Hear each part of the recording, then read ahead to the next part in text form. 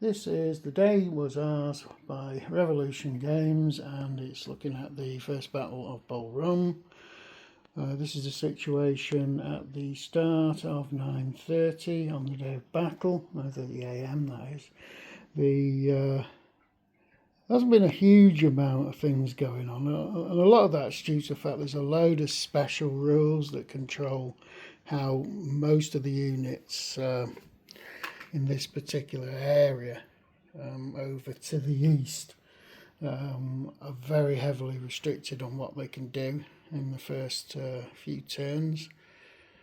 We've got Confederates. They did have some units coming under Barter's brigade here, but the Fortunes of War chit cancelled that, so that's a pretty nasty one against the Confederates, because effectively they've only got one unit here from Evans's brigade covering this road, the actual main road behind the Confederate flank near Henry Hill. So it's not going to go well unless they can get some more troops into this area.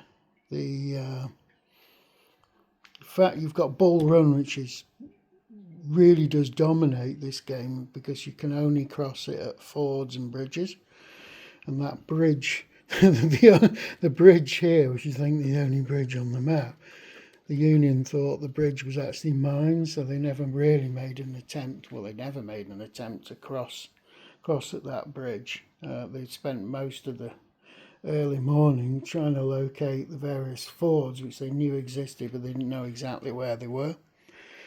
Main Union units are coming in a flanking manoeuvre via Sudley's Ford here, and you've got Burnside's brigade are actually already heading towards the Confederate flank and rear. So yeah, that pretty much covers the battle at this stage. Very, very quiet. Things I have discovered about this game: there is a colour version of the latest set of rules, which are 1.5, and this is actually available on the Revolution Games website for download and printing off. It's easy to print off. It's a very small rule set anyway. I think even this one, 16 pages long, so it's not very much.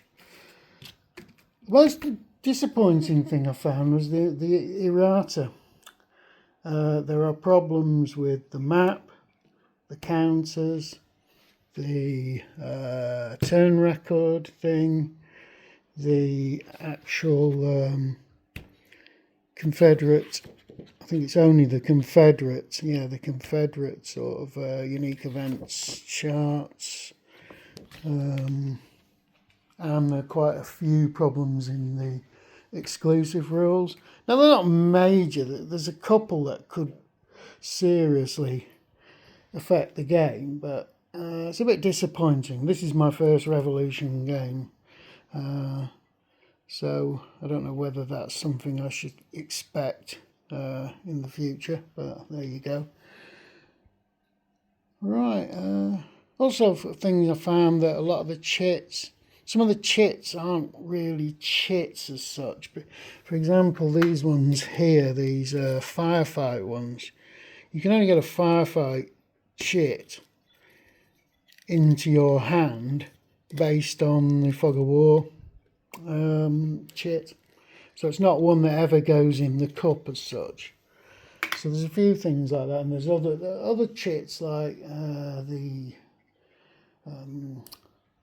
regulars forward chit, which can only be placed in the cup if it's your selected chit. You're allowed to pick one selected chit and the other two you draw at random. Another thing that fooled me, I didn't realise a lot of the chits weren't actually available. That's my fault. It's quite clearly marked in the exclusive rules for this scenario that that's the event chit mix at the start of the game. And there's several chits that come in as the game goes on, like the fatigue chits and the low ammunition chits, and the Union superior artillery chits. Other chits have strange rules with them, but that wasn't a problem. I always knew that certain ones were like, you can use them once and then they disappear. That's all quite clearly marked in there. But it did sort of fool me slightly for a bit. Just saying, is there anything else I really want to say about this game at this particular moment? No, not really. What I did find is I found, unlike the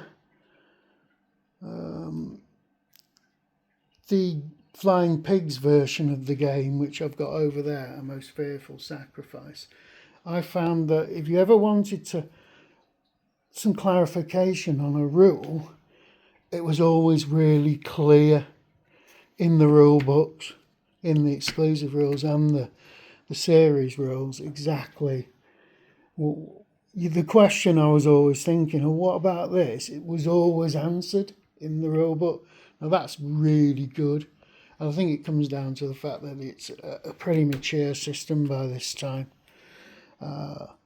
I did find with the Flying Pig game, there was a lot of times I was thinking, I'm not sure about that, and I had to go look up things on the Board Game Geek websites and even ask several questions.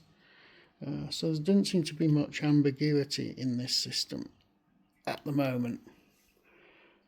Right, that's it.